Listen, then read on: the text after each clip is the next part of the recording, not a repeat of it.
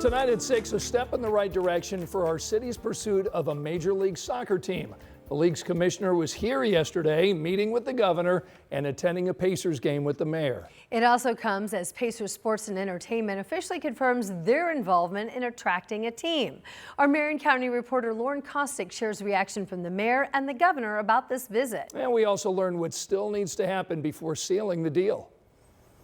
For nearly a year, the mayor has made his pitch to bring Major League Soccer to Indy. And now it seems like the dominoes are starting to fall, with strong support from two key players, the commissioner and Indiana's governor.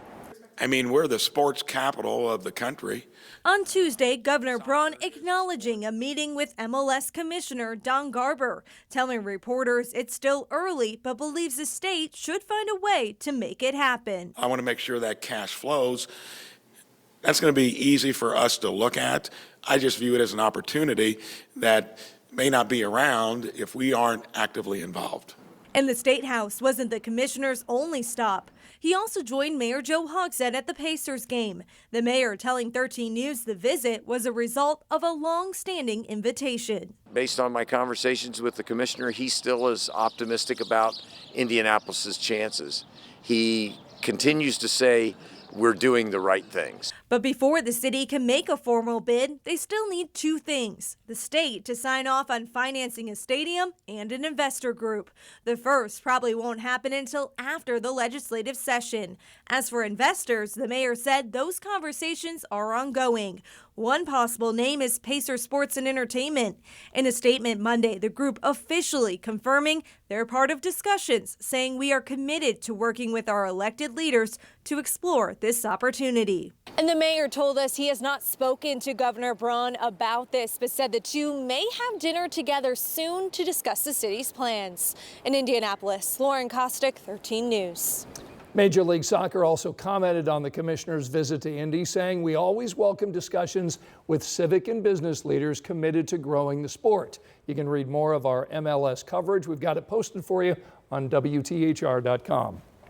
Tonight, we are hearing from a community advocate after a man is dead involving a shooting with Metro Police this morning. All of this unfolding this morning at Washington Street and State Avenue on the Near East Side of Indy. IMPD now telling 13 News it started around 2:30 this morning. That's when a woman walked into a store asking for help, saying she was assaulted. Now, when police got there, they saw a man nearby and tried to talk with him.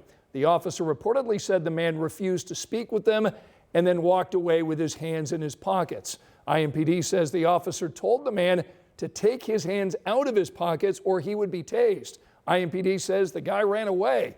That's when IMPD says one officer deployed his taser, and at some point an officer-involved shooting happened. Advocates tell 13 News they hear this and have concerns. The information that we're getting now is the suspect had his hands in his pocket and said, I just don't want to talk to you, to an officer who took offense to that. That should not be a death sentence for anyone. Detectives say they did find a gun next to the man. He was taken to a hospital where he was pronounced dead. IMPD Police Chief Chris Bailey is calling the shooting unfortunate.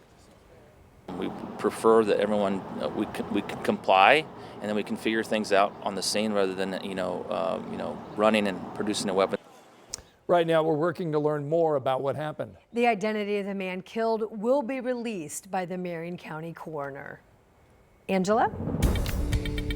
Anne-Marie, plenty of sunshine today. High temperature of 60 in Indianapolis. We're now down into the mid-50s at 56 Carmel, 51 Tipton, and 53 Bunker Hill. Skies will be clear this evening. Once the sun goes down, temperatures will fall into the 40s. Eventually into the 30s early tomorrow. A dry start, but this time tomorrow we'll be tracking high temperatures close to 60, but there will also be a few showers around. You can see it here with Future Track 13 arriving tomorrow afternoon and tomorrow evening. I'll have the local analysis in your full forecast.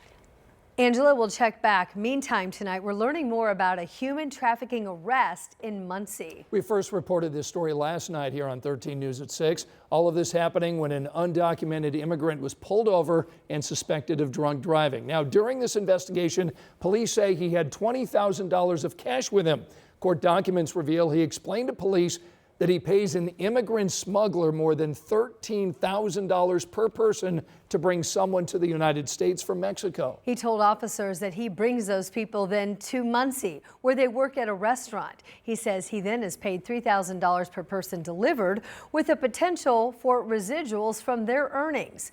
We talked with the chief deputy of the Delaware County Sheriff's Office today, and he says, you know what? It looks like this man has been doing this for a while. He told us that he's been here for about 30 years, and he's been doing this ever since he's been here.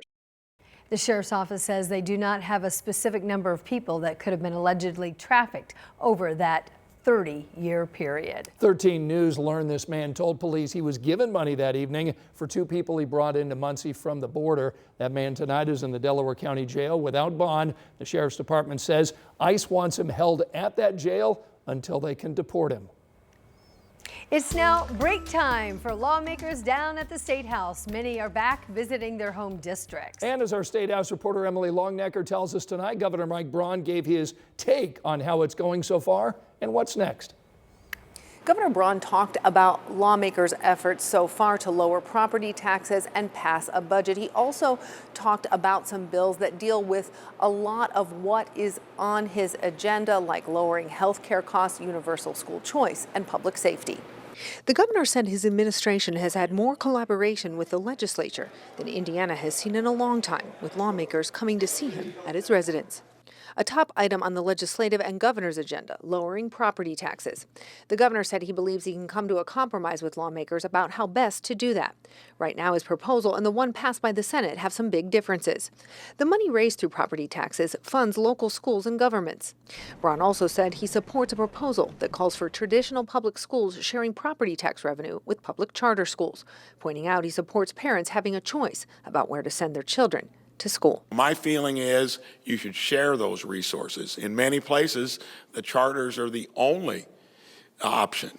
And that's in rural counties as well as many of the places where we got to figure out how we make the traditional public system healthier. But the only way you do it is you do it through competition and choice, not continuing a one option only. When it comes to property taxes, which fund local governments and local school districts, Governor Braun said he is not afraid to veto the property tax bill if he's not happy with the final result, but said that would only be as a last resort. At the Indiana State House, Emily Longnecker, 13 News.